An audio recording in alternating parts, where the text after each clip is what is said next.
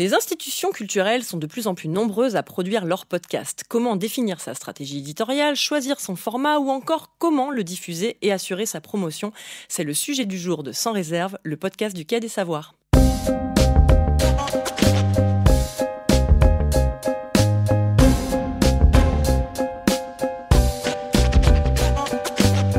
Quelles sont les règles d'or pour créer un podcast qui marche? Et puis, c'est quoi un podcast qui marche? Nous allons en parler avec mon invité du jour, Nicolas Parodi. Nicolas, bonjour. Bonjour Marlène, bonjour à toutes. Producteur de podcasts et fondateur du studio Son et Merveille, ta spécialité, c'est d'accompagner les entreprises et institutions qui veulent se lancer dans la belle aventure de l'audio. Tu nous en diras un peu plus dans quelques instants. Au Quai des Savoirs, en 2023, près de 150 jeunes sont passés derrière le micro dans le cadre du parcours scolaire. Décryptons le vrai du faux. C'est ce que nous racontera Mariette Escalier. Bonjour Mariette. Bonjour. Et à mes côtés également, Lauriane Bissinguet. Bonjour Lauriane. Bonjour. Tu nous feras découvrir Odyssée GMT, un podcast toulousain qui parle d'astronomie. Sans réserve, les coulisses de la médiation culturelle, c'est parti. Je suis Olma, la machine de la connaissance. Je vis dans le Grand Moabi avec mon gardien Mathieu et sa fidèle Philippine. Tais-toi, Philippine. Nous sommes embarqués dans une aventure Où la science est notre seule chance. Oyez, le podcast des 7-12 ans. Oyez, le podcast des 7-12 ans. Pour que nature vive. Pour que nature vive. nature vive. Le podcast du Muséum pour comprendre le vivant et notre planète. Le vivant et notre planète.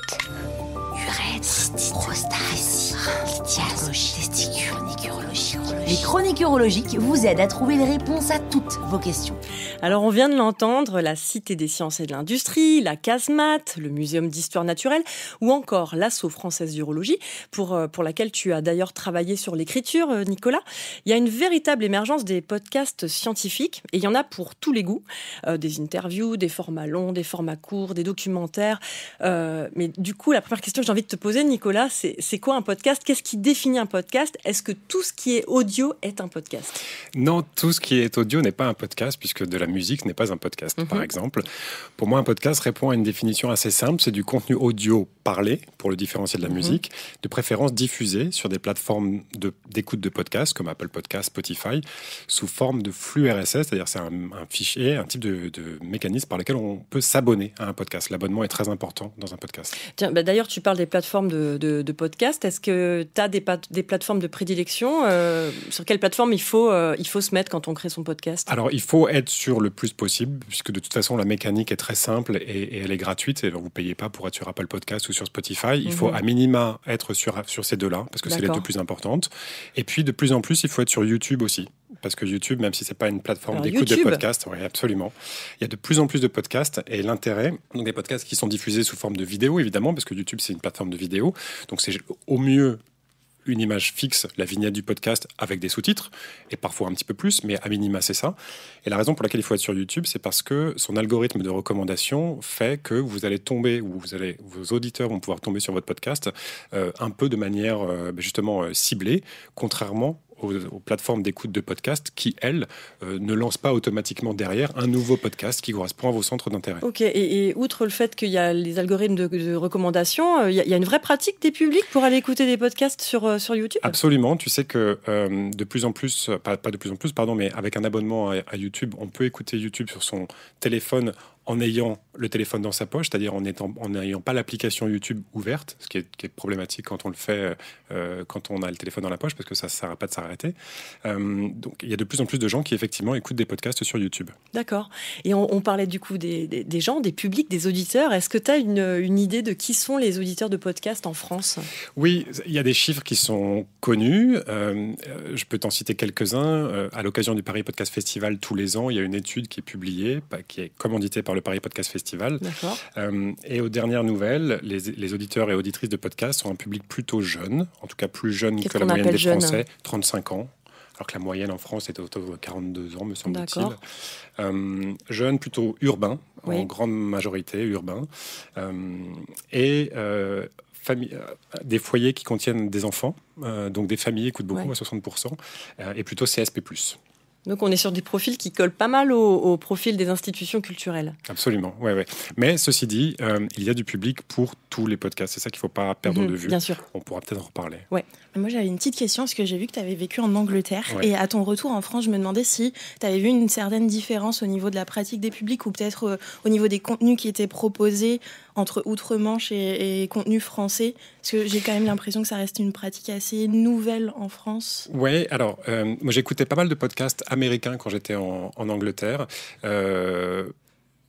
J'ai trouvé qu'il y avait plus de comédie que ce que j'ai trouvé en France. Je pense qu'il y a une culture, peut-être en Angleterre aussi, de la comédie, du stand-up, qui était à ce moment-là plus importante. Moi, je suis rentré il y a 4 ans, plus importante qu'elle ne l'est en France. Et il m'a semblé que le contenu collait à ça. Ouais. Tu veux dire plutôt vraiment des podcasts drôles, comiques, ou est-ce qu'il y a une touche de comique dans des contenus sérieux ? Non, malheureusement, j'écoutais pas beaucoup de contenus, disons, très sérieux, enfin des interviews, mais plus de podcasts tourné vers la comédie ou l'humour, oui.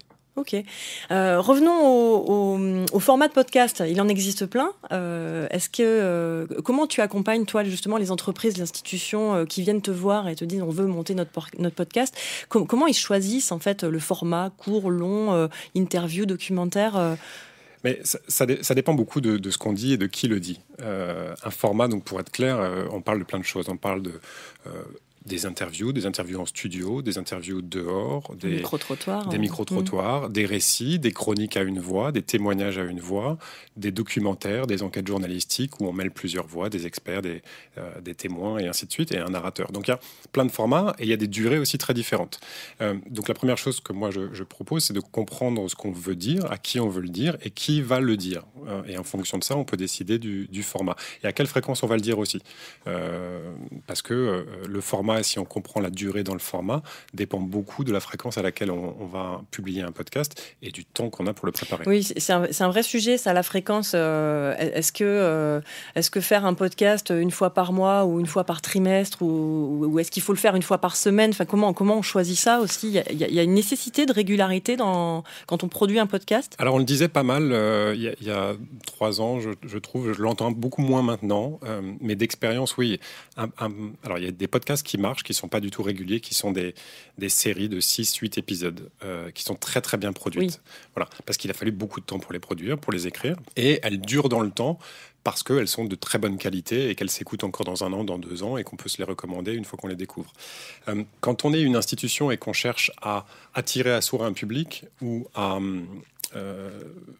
animer une communauté, son public existant, la régularité me semble importante parce qu'elle fidélise. Et en fait, c'est ce qu'on fait. Moi, je travaille pour une institution qui organise un événement physique une fois par an pendant 2 jours. Et elle a décidé de faire un podcast entre les 2 événements pour créer du lien et du contact et de la discussion entre ces 2 événements. Et du coup, qu'est-ce que tu appelles régularité, justement ? Alors, je trouve que c'est difficile de parler de régularité si on n'est pas à minima à 1 fois par mois ou moins, 2 fois par mois. Oui, c'est très idéalement 1 fois par semaine. C'est hyper fréquent. Idéalement 1 fois par semaine. Les podcasts natifs, ce qu'on appelle les podcasts natifs, c'est les podcasts qui sont encore jamais, qui sont pas des émissions de radio diffusées sur les plateformes d'écoute de podcasts. Ceux qui marchent le mieux sont des podcasts réguliers qui sont quotidiens ou 1 fois par semaine, ou hebdomadaire.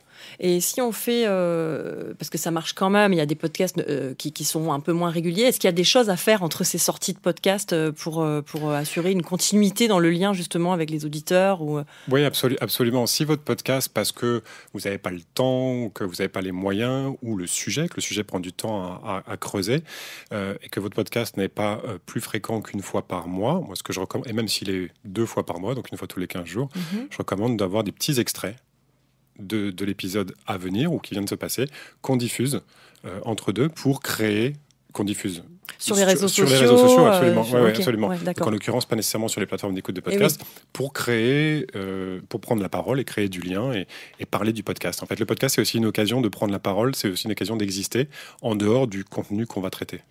Et la communauté autour du podcast, c'est une vraie question aussi. Comment on crée cette communauté autour du podcast quand une institution culturelle veut se lancer ? Comment elle s'assure en fait d'avoir En fait, c'est très difficile. Pour moi, c'est très difficile quand on n'est pas déjà très connu, qu'on n'a pas déjà son public à qui on parle par le biais d'une newsletter, de brochures, de son site internet, des réseaux sociaux. C'est difficile de créer de toutes pièces une communauté avec un podcast. Ou alors, il va falloir beaucoup de temps et donc beaucoup de régularité et une fréquence élevé.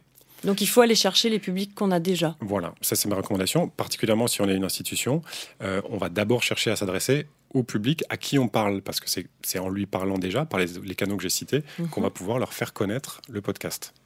Et alors après, tu dis que ça prend du temps si on veut, parce qu'il y a quand même cette envie-là dans les institutions culturelles. Quand on se lance dans l'aventure du podcast, il y a quand même l'idée aussi de proposer un autre type de média, d'aller chercher des publics qui ne nous connaissent pas, avec chercher des gens qui ont ces pratiques-là, des podcasts. Comment on va les chercher ?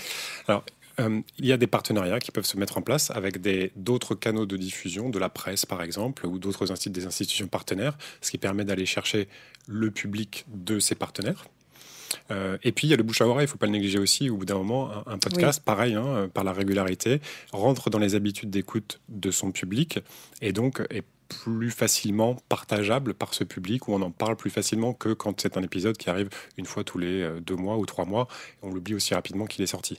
Donc il ne faut pas négliger le partage. Et puis à nouveau, les réseaux sociaux, pareil, on partage des posts sur les réseaux sociaux, donc on peut partager des extraits et on va faire venir un public à soi. Mais je crois beaucoup au partenariat, comme j'ai dit au début. Mais on a entendu sur l'extrait de départ, le podcast d'Univers Science, par exemple, c'est un partenariat avec France Inter. Le Muséum a beaucoup de partenariats aussi avec France Culture. Bon, par contre, on parle de grosses institutions. Quand on est un petit musée, la question des partenariats est peut-être un peu plus elle est plus difficile. Oui, en tout cas, il faut aller, c'est sûr, quand on est une institution qui accueille physiquement du public, les partenariats vont être locaux, évidemment. Des institutions comme le Louvre, ils font appel ils attirent du monde qui vient de partout en France et de partout dans le monde. Et donc, des partenariats avec France Inter ou des grosses institutions nationales sont compréhensibles. Pour une petite institution qui fait son podcast, on va aller chercher un partenaire local. Mais je crois qu'il faut se méfier du podcast comme un outil. En tout cas, il faut se méfier de la perception que le podcast est un outil pour gagner en notoriété ou aller chercher une audience, que ce soit pour des marques ou des institutions. C'est pour moi d'abord un outil pour créer du lien, faire de l'engagement, créer une discussion et garder du lien avec un public qui est déjà existant. Et alors, comment on se lance ? La première étape, on veut se lancer dans la création d'un podcast. C'est vrai que souvent, on a tendance à se dire, un podcast, c'est bon, il faut trouver le contenu, et puis après, on enregistre, et puis voilà. Est-ce que c'est vraiment comme ça que ça se passe ? Non, c'est pas vraiment comme ça. C'est vrai que n'importe qui peut faire un podcast avec un micro, avec son smartphone et puis le diffuser sur Internet. Mais il faut tenir d'abord une ligne éditoriale. Il faut savoir ce qu'on va dire, ce qu'on a envie de dire. Trouver l'angle pour le dire. C'est bien beau de parler, disons, de science. Je prends l'exemple, le réchauffement climatique. On peut parler de réchauffement climatique de plein de manières différentes. Bien sûr. Il faut resserrer un petit peu. Donc, il faut trouver un angle, trouver le point de vue duquel on va parler. Et à nouveau, les sujets et créer un lien d'un épisode à l'autre. À nouveau, un podcast, ça existe. C'est pas une collection d'épisodes indépendants. C'est une série. C'est une continuité. Tu viens de parler de podcasts qui pouvaient se faire de façon assez simple. Lauriane a justement eu un coup de cœur pour un podcast toulousain. Il y est question d'astronomie, mais aussi de culture. Écoutons-la.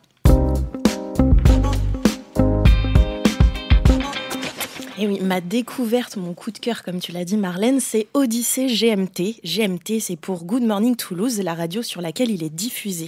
Depuis 2021 et maintenant 3 saisons, 2 amis, Thomas et Simon, nous proposent de partager avec eux un voyage dans l'univers. Alors ce ne sont ni des chercheurs ni des astrophysiciens, mais tout simplement des fans d'astronomie qui ont envie de partager leur passion. Thomas vient d'un parcours en communication, Simon était en com et sociologie, et l'idée de créer un podcast de vulgarisation, ça leur est venu après leur stage de fin de master, quand ils étaient tous les deux au CNES. Et il s'adresse à qui alors, ce podcast ? J'ai envie de dire à toutes et à tous, parce que Odyssée, c'est vraiment un podcast qui est ouvert aussi bien aux néophytes qu'aux aficionados. Ils y relayent plein d'actu, d'infos sur l'espace et sur les différents sujets qui gravitent autour, le tout dans une ambiance détendue. À chaque épisode, ils invitent un ou une chercheuse ou professionnel du spatial. Et quand je dis invité, c'est que le chercheur, il se déplace à leur domicile. On est vraiment sur une ambiance podcast de garage, en mode discussion de canapé avec un petit verre à la main. Et pareil pour le matériel, pour eux, pas besoin d'y mettre des 1000 et des 100. Comme tu as pu dire, Nicolas, au départ, l'installation pour eux, elle était plutôt minimaliste. Ils s'enregistraient avec le micro de leur portable. Et maintenant, ils ont une mallette qui a été prêtée par Good Morning Toulouse, avec des micros un peu plus professionnels. Et donc, c'est un podcast en mode interview ? Oui, mais pas que. Il y a en effet une partie discussion et échange avec l'invité, mais il y a aussi une autre partie qui est plus axée actualité spatiale. Et ce que j'aime bien, c'est que pour donner un souffle à l'émission, les 2 parties sont entrecoupées de l'instant Space Culture. C'est une sorte d'intermède culturel qui fait découvrir d'autres aspects de la culture spatiale. Comme vous l'entendez, par exemple, ils invitent les auditeurs à découvrir des musiques ou des livres en lien avec le domaine. Ils font écouter plein de pépites, comme l'album Atmosphère, qui résulte d'une collab surprenante entre un artiste électro, Pyramide, et Ariane Group. L'album est sorti en l'honneur des 40 ans de la fusée. Et ce que vous entendez là en fond, c'est justement l'un des titres de l'EP. Et tu as un épisode à nous conseiller, justement ? Alors depuis peu, ils ont aussi des épisodes qui s'appellent Portrait d'espace. C'est pas très long, ça dure une dizaine de minutes. Et dans ce format, ils font découvrir divers métiers du spatial. Ils veulent montrer que le secteur est plein d'opportunités et pas seulement réservé aux voyageurs spatiaux. Ils ont pu rencontrer entre autres Sophie Pack, une jeune employée de l'ESA, l'Agence spatiale européenne, ou encore Olivier Bernet, qui est directeur de recherche au CNRS et astrophysicien à l'IRAP. L'Institut de recherche en astrophysique et planétologie de Toulouse. Merci Lauriane, et si vous souhaitez écouter ce podcast, rendez-vous sur le site de Radio GMT.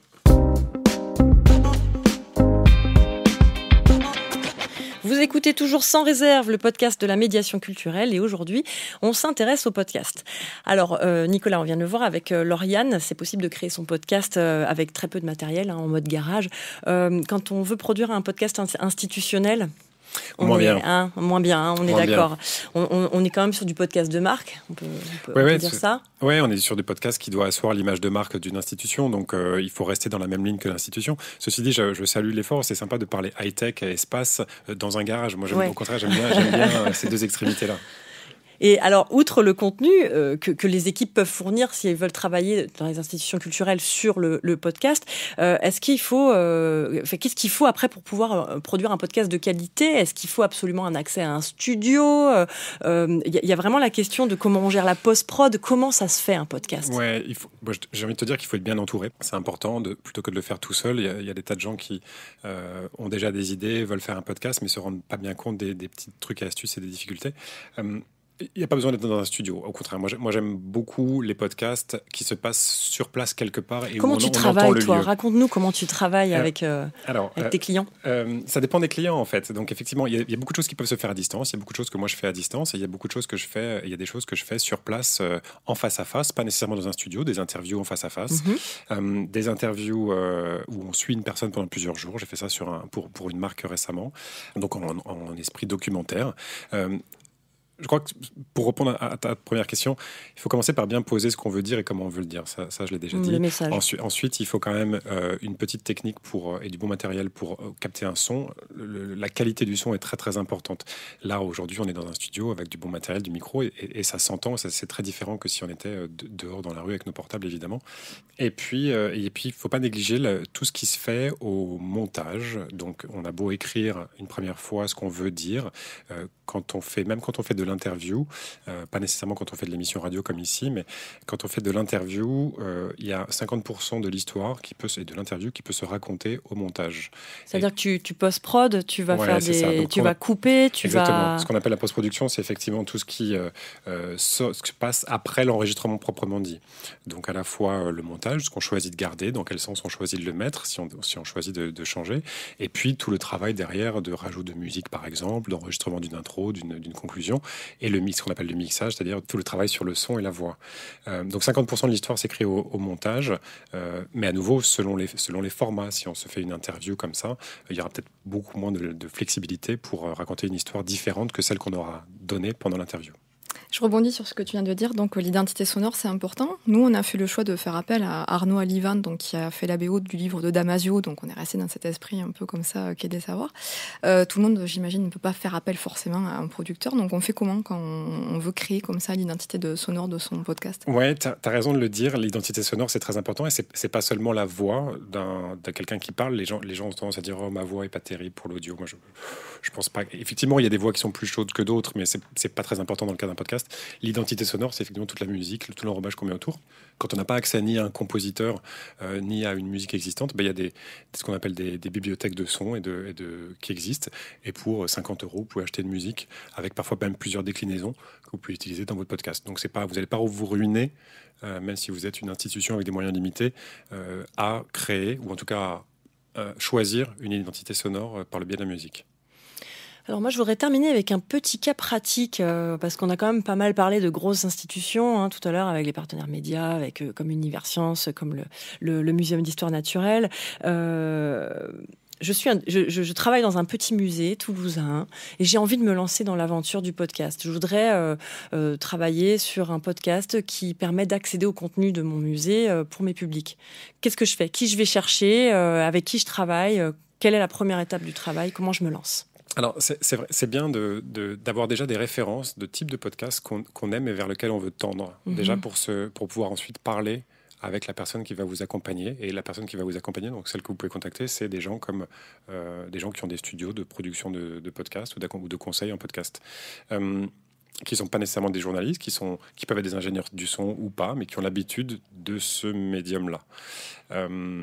Et ensuite de leur expliquer, voilà ce que je veux dire, voilà à quelle fréquence j'aimerais le dire, voilà ce que j'aime entendre, et voilà ce vers quoi je veux tendre. Et à partir de là, on réfléchit à comment l'histoire ou, disons, toute la trame de ce qu'on va vouloir dire va pouvoir se découper. Et évidemment, le budget qu'il faut prévoir pour le faire, ou les budgets qu'il faut prévoir pour le faire, parce que c'est comme sur d'autres supports, en fonction des moyens techniques qu'on veut y mettre, des moyens de temps et d'hommes, on arrive à des budgets différents. Alors pour compléter tous nos échanges, je conseille à nos auditeurs de se procurer le livre Créer son podcast pour les nuls. Je te vois sourire, Nicolas, de Pénélope Boeuf, avec qui tu t'es initié justement au podcast, et puis tu as participé aussi à l'écriture. Oui, absolument, elle m'a sollicité. J'ai eu la chance de participer à l'écriture du livre, en particulier la première partie sur l'histoire du podcast, ce qu'est un podcast et ainsi de suite. Effectivement, c'est un bon début. On peut lire ce livre ou d'autres, effectivement, pour comprendre comment se fait un podcast. Il y a des tas de webinaires qui existent également. C'est une première étape pour se former, en tout cas pour se familiariser avec les différents aspects à avoir en tête quand on lance un podcast. Ouais. Et ça va même jusqu'à la monétisation des podcasts, qui est quand même aussi un sujet d'actualité aujourd'hui. On entend de plus en plus parler de la pub qui arrive dans les podcasts. Absolument, mais le podcast, c'est d'abord, pour commencer, c'est du contenu gratuit. Oui. On peut de plus en plus créer des podcasts qui sont disponibles uniquement sur abonnement. Mais autrement, le moyen de financer un podcast, si on n'est pas financé par une institution, une marque ou autre, c'est en y diffusant de la publicité. Ça reste limité, parce qu'à moins d'avoir de très grosses audiences, le budget qu'on va pouvoir dégager grâce à de la publicité est quand même limité. Mariette va nous raconter comment aiguiser son esprit critique en apprenant à faire des podcasts.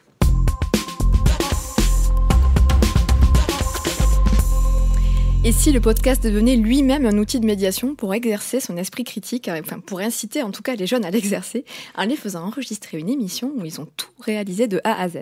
Du fact-checking à la vérification des sources, en passant par l'écriture des chroniques jusqu'à l'enregistrement de leurs sujets comme des pros, c'est ce que l'on a proposé cette année à plus de 150 jeunes de 11 à 17 ans lors de la saison 2 du projet Décryptons le vrai du faux. Je vous propose d'en écouter un extrait. Si la banquise vient à fondre, cela pourrait entraîner la perte de certaines espèces. Selon Le Point et Radio France, les premiers à disparaître seront les ours polaires, qui seront la cause d'un effet domino. Des changements rapides dans tout l'écosystème marin pourraient avoir lieu. Élèves de collège comme Namoun, Chloé, Rania et Elisa que l'on vient d'entendre, de lycée, d'accueil de loisirs de Toulouse Métropole, ils sont tous passés derrière le micro pour ce projet pédagogique. Alors c'est un projet qui répond aux objectifs de l'éducation artistique et culturelle. Tout à fait, il a d'ailleurs été réalisé en partenariat avec l'Académie de Toulouse. En découvrant le métier de journaliste, ils ont ainsi décrypté le vrai du faux à la manière de France Info sur des sujets d'actu en lien donc avec le réchauffement climatique, en résonance avec l'expo qu'on a actuellement donc au Quai des Savoirs, donc Feu Méga Feu. Et comment se passe ce parcours ? Alors tout d'abord, ils ont été accueillis au Quai des Savoirs avec la visite du studio radio, celui-là même où nous sommes donc aujourd'hui, pour découvrir les conditions d'enregistrement professionnel avec notre réalisateur et notre ingé son. De quoi se découvrir une vocation ou surmonter parfois sa timidité. Puis ils ont ensuite pu participer à un atelier de création sonore au plateau créatif du Quai avec Instinct Science pour compléter donc cette première journée de découverte.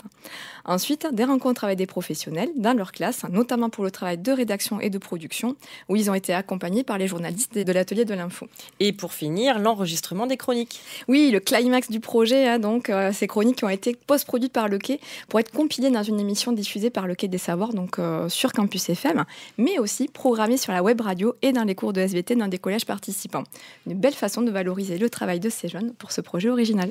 La relève est assurée. Merci Mariette.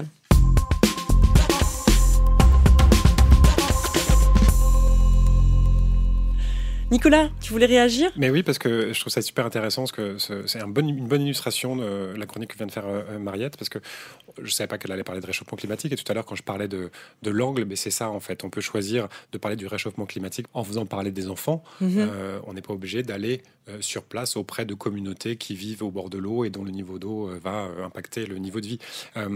Voilà, ça c'est une illustration de l'angle qu'on peut choisir et de la manière dont on peut parler d'un sujet avec peut-être des moyens un peu moins élevés qu'une grosse armada. Et la deuxième chose, c'est qu'une institution comme le Quai des Savoirs peut effectivement, ou d'autres similaires, choisir de parler des expositions ou des événements qu'elle organise dans son podcast, ou au contraire prendre une tangente, rester dans la thématique science-culture, ce qui valorise quand même son expertise et son positionnement en prenant d'autres sujets qui complètent, mais qui ne reprennent pas nécessairement le contenu des expositions. Les podcasts nous offrent vraiment beaucoup de possibilités. Un grand merci à toi, Nicolas. Sans réserve, c'est fini pour aujourd'hui et j'espère que ces discussions et conseils pour créer des podcasts vous inspireront, vous aussi qui nous écoutez. Un grand merci encore à Nicolas Parodi et rendez-vous sur le site web du Quai des Savoirs pour retrouver toutes les références partagées dans cet épisode. N'hésitez pas à nous suivre et à en parler autour de vous. Faites du bruit sans réserve, une émission préparée et présentée par Marlène Stricot avec Mariette Escalier et Lauriane Bissinguet. Merci également à notre partenaire Instant Science, à la prise de son Laurent Codoul, réalisation Arnaud Maisonneuve, une production Quai des Savoirs. Je vous dis à très vite et surtout, restez curieux.